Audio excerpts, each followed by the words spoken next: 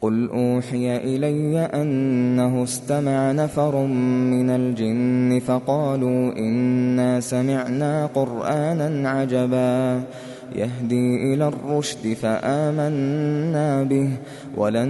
نشرك بربنا أحدا وأنه تعالى جد ربنا ما اتخذ صاحبة ولا ولدا وأنه كان يقول سفيهنا على الله شططا وأنا ظننا أن لن تقول الإنس والجن على الله كذبا وأنه كان رجال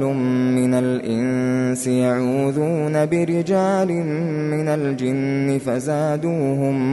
فزادوهم رهقا وأنهم ظنوا كما ظننتم أن لن يبعث الله أحدا وأنا لمسنا السماء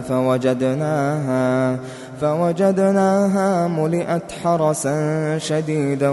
وشهبا وأنا كنا نقعد منها مقاعد للسمع فمن يستمع الآن يجد له شهابا رصدا وأنا لا ندري أشر أريد بمن في الأرض أم أراد بهم ربهم رشدا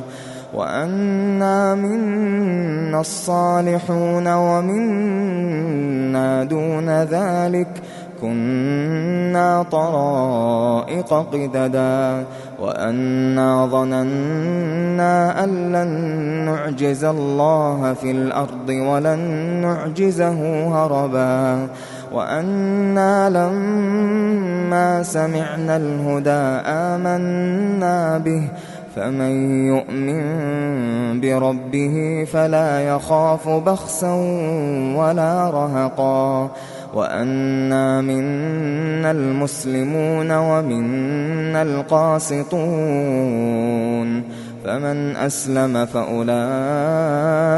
تحروا رشدا وأما القاسطون فكانوا لجهنم حطبا وأن لو استقاموا على الطريقة لأسقيناهم ماء غدقا لنفتنهم فيه ومن يعرض عن ذكر ربه يسلكه عذابا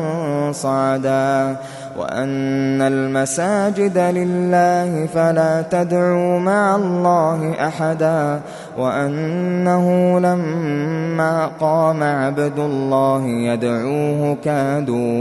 كادوا يكونون عليه لبدا قل إنما أدعو ربي ولا أشرك به أحدا قل إني لا أملك لكم ضرا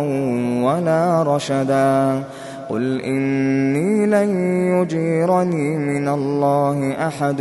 ولن أجد من دونه ملتحدا إلا بلاغا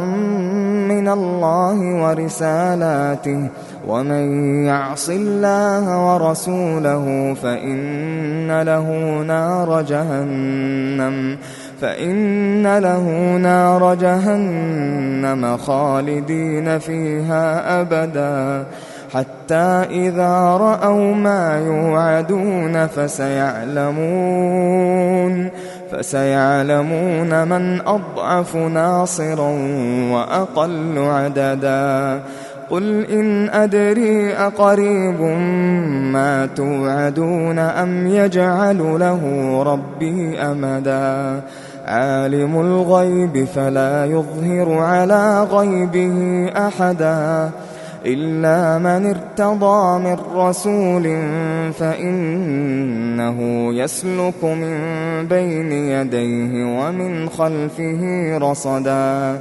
ليعلم أن قد أبلغوا رسالات ربهم وأحاط بما لديهم وأحصى كل شيء عددا.